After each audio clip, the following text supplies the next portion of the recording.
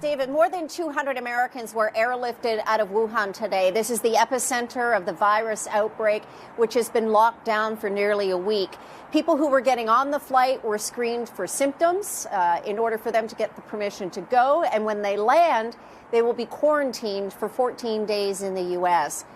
Now, beyond the U.S. consulate staff and their families, there were actually a very limited number of seats that were made available for other U.S. citizens. So there are still literally hundreds of Americans who are still stuck in Wuhan. And at this point, they have no way out.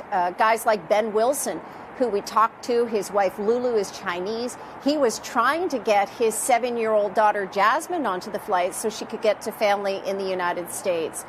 It isn't clear how priority was given, but people heard that it was things like those who needed medications who weren't able to get that medicine because of the restrictions currently on the Chinese city. There are now 4,500 cases in China that have been confirmed. The death toll has risen to over 100.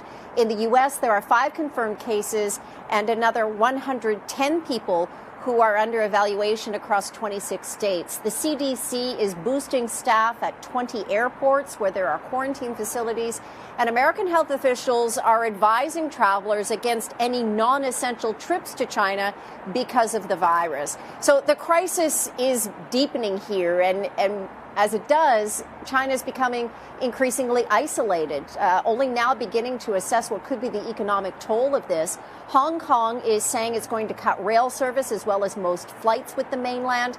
And Japan and South Korea saying that they will also send planes to get their citizens out of Wuhan. As for the hundreds of Americans who are still there, many of whom wanted to get on that plane today, the State Department is saying nothing about whether there will be more flights to get them back home.